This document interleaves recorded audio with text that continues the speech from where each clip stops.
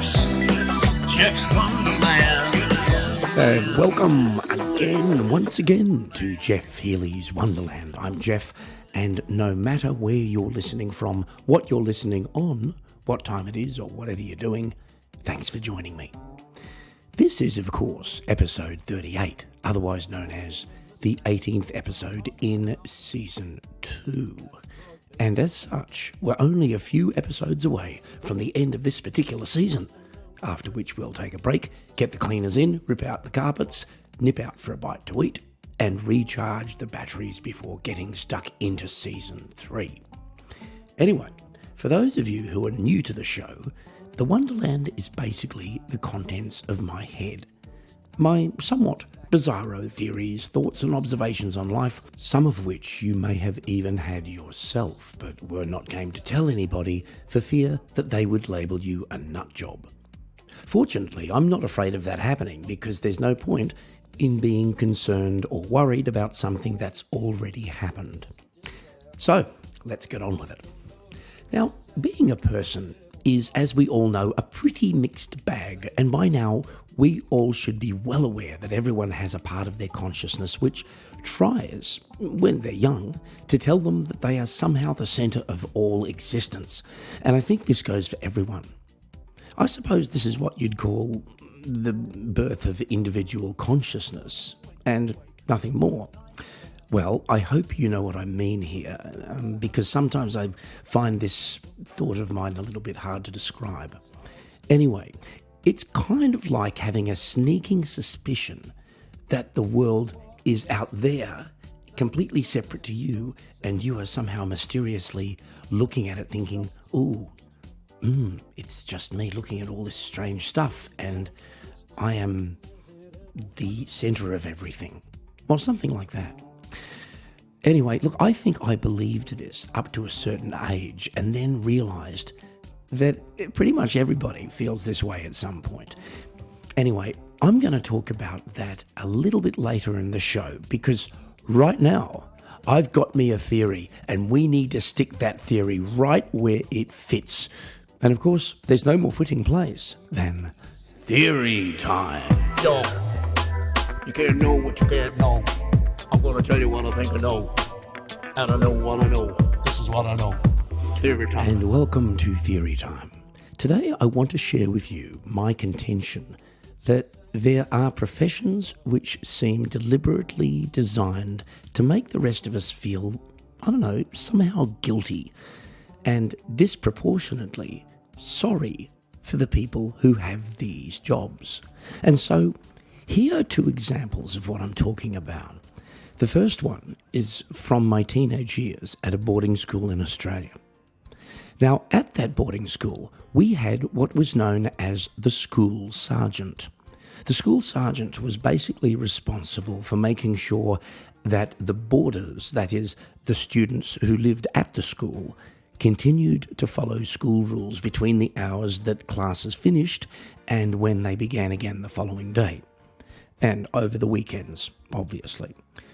Now, the school was quite large in terms of area, so in some respects, I suppose it would have seemed a pretty difficult, daunting task. Then again, we were 13 to 16-year-old kids, mostly from middle to upper class families, and not exactly hellraisers bent on serious misbehaviour, especially as there were actually other adult teachers living at the school as well. Nevertheless, Sarge, as we used to call him, would sit in his office and appear to be permanently dissatisfied with the behaviour of any one of us who came within yelling distance. And he would make no secret of his opinion that all of us were a constant headache, inconvenience / waste of space, and that if he had his way, we would all be expelled immediately, or better still, executed. Anyway, one day it occurred to me, if there was no possibility of the boys misbehaving, Sarge would be out of a job.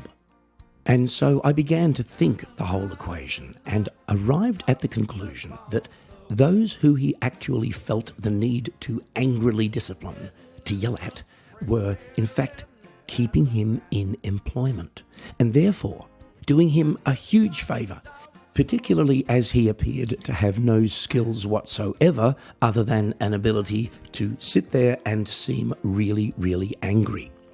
But of course, for the most part, we were kind of made to feel sorry for apparently making his job difficult, which I guess kind of worked out rather well for him in the context of what his job actually was. Now, the second example is a bit different, but as you will see, the result is kind of the same. A few days ago, I bought a takeaway curry for lunch, and when I got the thing home, I realised that some of the curry sauce had accidentally somehow been spilled into the paper bag that they'd given me to bring it home in. And so, without realising it, I'd managed to leave a trail of small drops of curry sauce all the way from the takeaway place 2 blocks across town to my apartment. Now, because it's a serviced building, it was logical that the cleaner would take care of the mess inside the building, at least outside the door of my apartment, down the hall and all the way down to the external doors, etc., etc. The drips were not that big or noticeable, by the way, but I knew they were there, and I still felt really bad about it, but not quite bad enough to go out there and try to clean it up myself. So a couple of days later, the cleaner did his or her usual rounds and mopped up the spillage, and very possibly was more than happy that there was, for a change, actually something to clean up. So folks, here's the moral of the story. Don't apologise the next time you accidentally make a mess in public, get pulled over for speeding, or get arrested for a minor misdemeanour.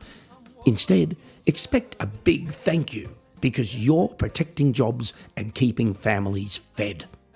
Possibly with curry. This is what I know. Theory time. And that wraps up our very helpful edition of Theory Time for this week. And once again, like a baby in a basket, we now find ourselves left on the doorstep of the next segment, which is, of course, Song of the Day. Now, today, we're going to listen to a song from an album that was recorded in about 1994 in Germany. And this was an album that didn't get released until basically 2020, I suppose, digitally at least. And this was the title track from it. I really like the song, and I remember being quite disappointed when, for various reasons, we couldn't release it at the time. But now that it's out there, I'm really happy, and I'm very happy for you to hear it. And here it is, No Man's Land. I am sitting on my hands, waiting for a friendly face to lead me out of this place, to lead me out of this no man's land. There you are, driving in your car, looking for a freeway, looking for a helping hand to get you out of your no man's land. Nobody happy, everybody sad, everybody wanna play another hand. Nobody satisfied where they stand, everybody looking for another no man's land. They looking for another no man's land. Yeah, it's a song about the human condition, really. Our tendency to not be satisfied where we are and always looking for something. That's just who we are, I think. I think it's part of our psychology. And I find that really interesting. Just another woman with another man, with their heads in the sand. They're looking for another no man's land. He would be sitting in a tree, watching it all go by, wondering why. The whole world is a no man's land. Nobody happy, everybody sad, everybody wanna play another hand. Nobody satisfied where they stand, everybody looking for another no man's land. Looking for another no man's land. Looking for another no man's land. Looking for another. So that's No Man's Land, or at least a sneak peek. If you would like to hear the rest of the song, you'll find it on the streaming services under my name and on an album called No Man's Land, which should make it pretty easy to find. And of course, all my other music is there, albums and singles, and there are even a few music videos over on YouTube, so check those out. Okay, so with the musical part of the show behind us, it's time for us to tiptoe bravely into the dark, scary cave that is Geoff's Thought of the Day. I was thinking about something, I think it was the thought of the day. I think it was the thought of the day. And welcome to this unusually self-conscious edition of Thought of the Day. As I mentioned earlier in today's podcast, the human race is really a bag of cats in terms of psychology, not least in terms of how we see ourselves in relation to everybody else. And I think this always comes down to how much empathy we have as individuals. Empathy, which is basically the ability to share someone else's feelings or experiences by imagining what it would be like to be in their situation, is obviously a great quality to have. But I think there's a limit to how much empathy the average person can manage. I've occasionally wondered what it would be like to be able to consciously consider all other people as being as important as ourselves. And I think that this would be literally impossible. You would either melt down completely or your brain would explode, in a manner of speaking. Anyway, I think it's normal for most of us to start out early in life thinking that we're somehow the centre of the universe, and then later realise otherwise. There are also some people who, as the band Journey famously sang, don't stop believing. That is, believing that the world revolves around them.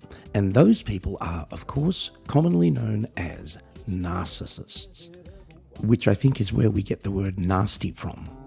Not really, but it would be a good idea, wouldn't it? But seriously, in addition to completely lacking empathy, these people are incapable of admitting fault, or that they're ever wrong about anything, even to the point of being able to create their own truth, a la, it's not a lie if you believe it. Now, some of them are quite famous, or infamous, depending on your point of view, but most of them are just otherwise normal folks living in your neighbourhood or working in your office or wherever. Now, when I decided to cover this particular topic here on the show, I was initially a little bit concerned that I might offend somebody, which is, of course, not part of the Wonderland Charter. And then I remembered that the kind of people I'm talking about here wouldn't be offended. Because, hey, narcissists don't believe they're narcissists, which is one of the hallmarks of true narcissism. So unless there is an NA league out there, meaning Narcissists Anonymous, which if you think about it would be an empty room, I reckon I'm off the hook. But if you are concerned that you might be a narcissist without knowing it, the very fact that you're concerned about it indicates that you're probably not one. I'm now going to use a rather obscure musical reference and say that, as the Moody Blues once suggested, it's all a question of balance. It's natural for us all to be a little bit self-absorbed at times, but as long as we're still generally considerate of others, I reckon we're in the clear. Anyway, let's keep up the good work, Wonderlanders, and let's have a bit of sympathy for the narcissists, because their lives are almost certainly far more difficult than ours, insomuch as they feel that they're alone in the universe. If only they quite literally were. I think it was the thought of the day. And that's it for Thought of the Day and our show for this week. If you have enjoyed today's ride, please do subscribe or follow or hit the like button. And if you'd like to get in touch with me for any reason at all, you can do that via my website, which is www.geoffhealy.com. For now, though, keep it real, do what you feel, and keep both feet on the wheel. And I will be talking at you again next week on a brand new episode of My Wonderland. Gotta get back to Geoff's Wonderland.